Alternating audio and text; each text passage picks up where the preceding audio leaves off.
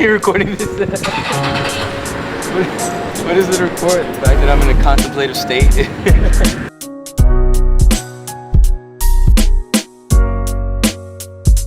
I hope people see what I'm doing for its. I hope people see what I'm doing for the sake of what I'm doing.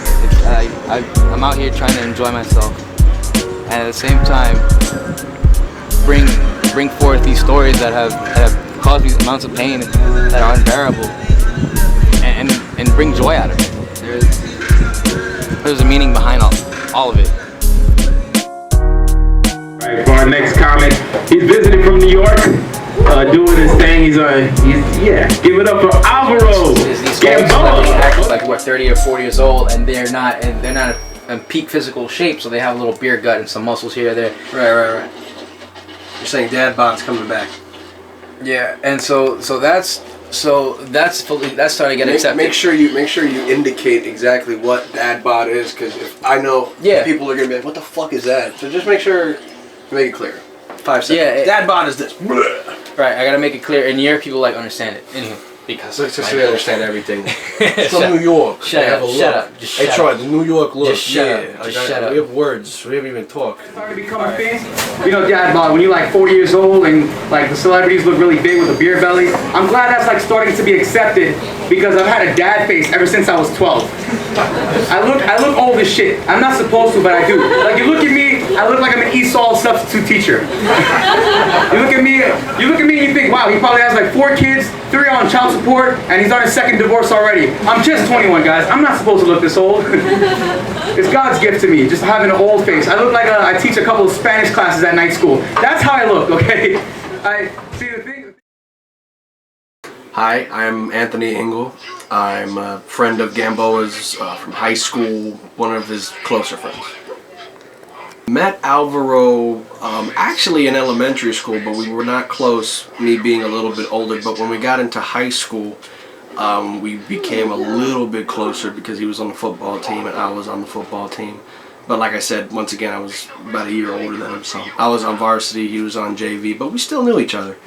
Having known him in elementary school briefly, and in high school expanding on that little notion. So we became a little bit closer as friends, and then just, you know, whenever he needed help with anything in high school, or if he needed a favor, or, you know, whatever, I was, you know, there for him, or, you know, vice versa.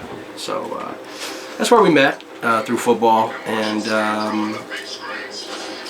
we would hang out also after, you know, outside of football too.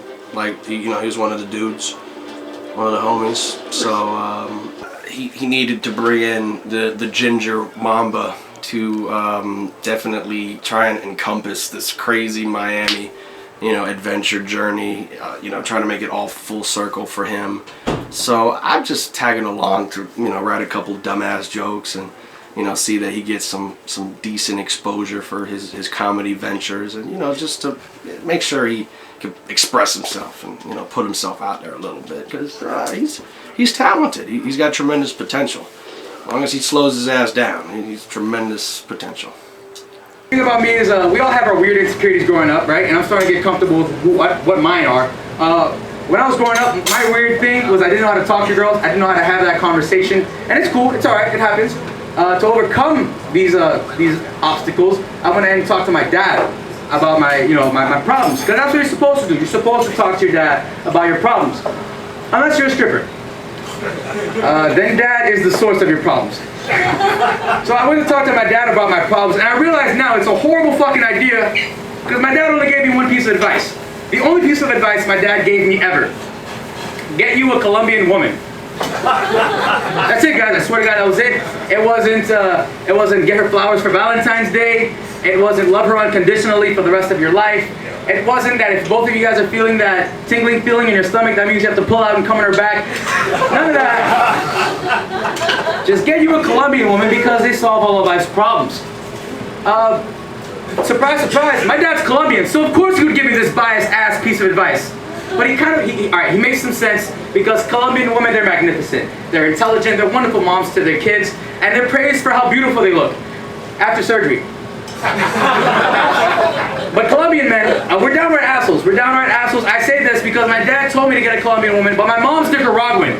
So my dad, you know mom's Nicaraguan, right? And he told me, son, you're not listening to me. Learn from my mistakes. I'm glad I got out while I could. Well, shit.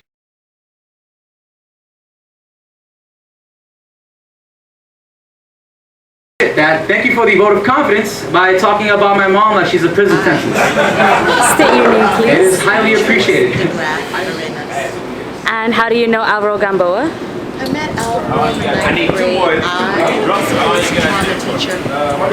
Okay, so what do you think about Alvaro becoming a comedian, starting out? Actually, I was surprised because Alvaro started out in theater, and he was a jock in high school, played football. And when he came to me his senior year and told me that he thought he really wanted to pursue acting full time, I said, really? I always thought it was more of a hobby for him. So now learning that he wants to do stand-up, I'm really excited because Alvaro has that kind of personality.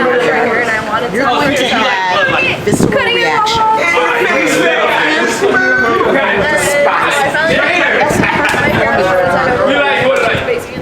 Okay, so I'm the second oldest of 6, and that made me the event coordinator for Mission Impossible.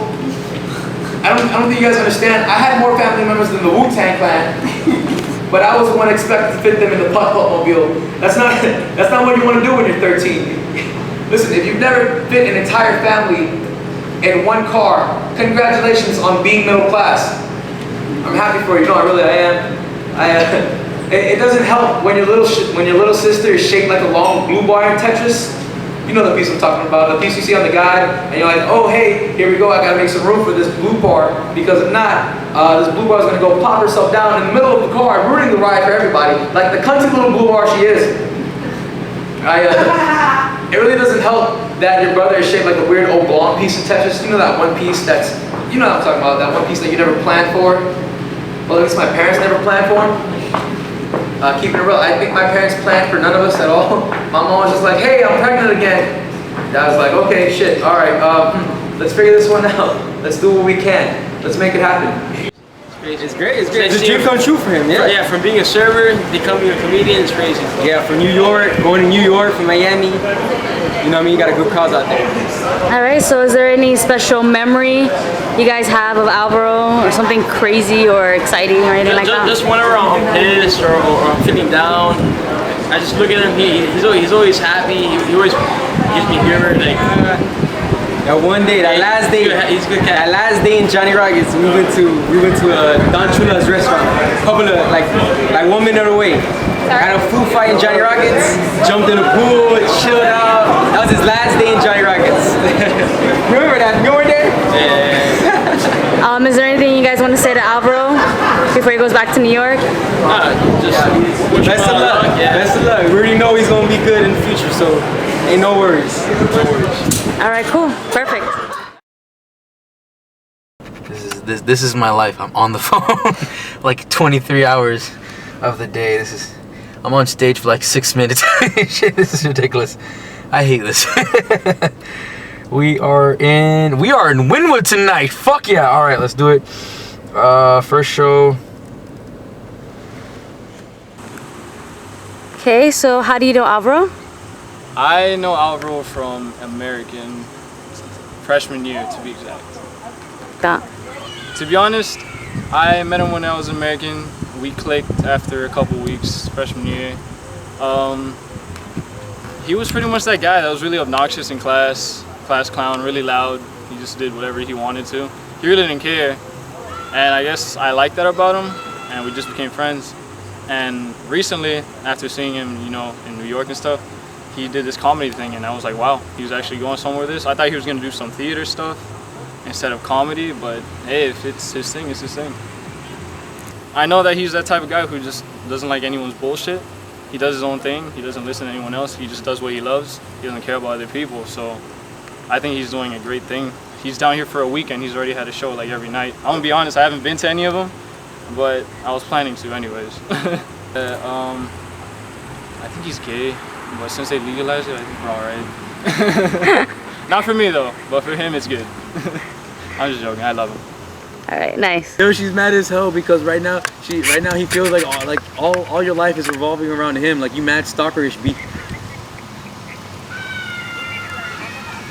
Yeah, like you thirsting off you thirsting off the gram. Like you thirsting off the gram, you know what I'm saying? Like we all went to Joella together, but I don't even follow Kevin on Instagram, you know? Oh shit, okay, never mind. Why am I here right now? He just wanna say hi. I go by the name of Cerebral. I met Alvaro in high school. All right, so what do you think about Alvaro becoming a comedian? I think it's up his lane. It's like very funny, cause back then he was like always this like smart ass motherfucker, and like he'll just say some slick ass shit like in football practice, be dead ass last, and you ain't even over 300 pounds and you dead last, jogging slow ass. And then we'll be roasting his ass and talking shit, and this nigga still found a way to like to say some smart like some sarcastic ass shit, dog. So like being sarcastic, that's up his nature. So him being a comedian, I don't find that unbelievable, bro. To be quite real. All right, anything you want to say to Alvaro? Maybe some sort of advice or? Alvaro, your ass funny looking, your ugly ass with that. Hey, I can't rank though. I'm not really good at ranking, dog. Damn. Is there like any special memory that you have of Alvaro? I don't know. One thing I can say, keep being a smart ass. It's gonna get you somewhere. You're a nice stand-up guy. Alvaro is a very stand-up guy. Any particular memories? Let's see. Oh, when he was announcing that he was gay in the locker room, just to fuck with people, Alvaro do like a little sick ass shit like that, dog. We all getting undressed after a game that we won. We won that year, 6-4 with district champs. And that boy Alvaro was like, everybody, I'm gay. And then everybody like, shut your faggot ass up, nigga. And he's standing in his tights, dog, free balling, while he's announcing he gay. So Alvaro used to do little twisted ass shit like that, dog. That's an unforgettable moment right there, now that you said. Anything else you want to say to Alvaro? Big up, stay grinding. And your ass is ugly with that funny ass mustache.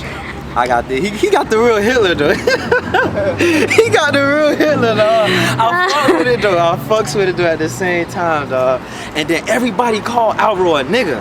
He ain't white, but we ain't acknowledge him as a poppy, like a Spanish oye. We call him a nigga. He was a nigga basically. He was on a team predominantly with black people. So that boy was a nigga.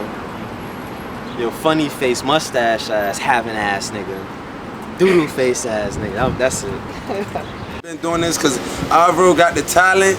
The man is hilarious. I got an old video of us. You can look up Brian 170 on YouTube and you'll see one of our old videos at work clowning. So any advice you want to give him? Anything you want to say to him? Yes, my strongest advice is to stay focused, stay strong, be patient, and your day is coming, dog. I'm telling you, dog. We're gonna be movie stars, we're gonna be Hollywood, we're gonna be all that above. Yo, Mr. Clank, Clank, Clank, Clank. Y'all look me, it go my social media, so y'all can check me out. Hashtag True Soldier TV. Clank Clank Nation, and then my name is Mr. Clank Clank 305, Mr. Mr.Clank 305. Clank Clank. That's guys, I should love the Colombian side of my family. I should be grateful to have them in my life, but I'm really spiteful towards them. Reason being is because they gave me one nickname and one nickname only. The background to the story goes, when I was like 5 years old, I met my granddad for the first time. My granddad looks at me and said, hey son, come over here, give your granddad a hug. This is the first time seeing you, I'm your granddad. At 5 years old, guys, I looked at my granddad, told him he can go fuck himself. My mom was shocked. She was like, where is this kid learning all these curse words from? This is not how I'm raising him. But the Colombian side of my family could not have been happier. Because to them, I proved to them without a DNA test that I was one of them. I told my granddad he can go fuck himself, and since the age of 5, my entire family has called me Nino Fuck You. That's my nickname, guys. Nino Fuck You just means the boy that said fuck you. They're real original with their shit. They're really creative. I would be okay with it, except that's how I'm known in the family. That's how I'm known. And it's upsetting because my grandfather, my father, and I all have the exact same fucking name. But like my grandfather is Don Alvaro, my dad is Alvaro Senior, but I'm Nino Fuck You. Like why me, guys? I want to know why. I would be okay with that. But Nino Fuck You is how I'm introduced to strangers. We're at family reunions, my entire family comes in. Hey, here's the Gamboas, here's Tatiana, this is Kevin, here's Nino Fuck You, this is Casey. But that's how I'm known. Aquí estamos. Esta es la historia verdadera del apodo del niño Fuck You. Cuando Alvarito Jr. era pequeño, era gordito, muy saludable, muy bonito. Y yo, cuando venía a visitarlo, le decía, ven acá que te quiero abrazar, te quiero dar un beso. Y quiero comerte con papitas fritas y ketchup. Alvarito se asustaba, decía, no, no, por favor, no. Y yo le decía, camina, mira, yo no te voy a hacer daño. Y él decía, no. Y después de varias veces de decir no, decía, fuck you, y me mostraba el dedo del medio. Sí, yo le decía, no me digas eso, y él decía, fuck you, más me decía. Yo le decía, no, él más repetía eso. Y su padre se ponía muy bravo, le decía, ¿cómo le dices así al abuelo? Y eso pasó durante 2 años más o menos. Claro que las visitas mías no eran frecuentes, y cuando yo llamaba a mi hijo a preguntarle por Alvarito Jr., decía, ¿cómo está el niño Fuck You? Y su padre se reía y decía, no está bien, ya no dice Fuck You. Oh man. Mira cómo que. Okay, ya terminé. And while I'm here, I'm going through even more pain with things I'm doing here that have been met with obstacles, but no one sees that because I'm a private person. And so for me to go on stage and be able to say, hey, this is the stuff that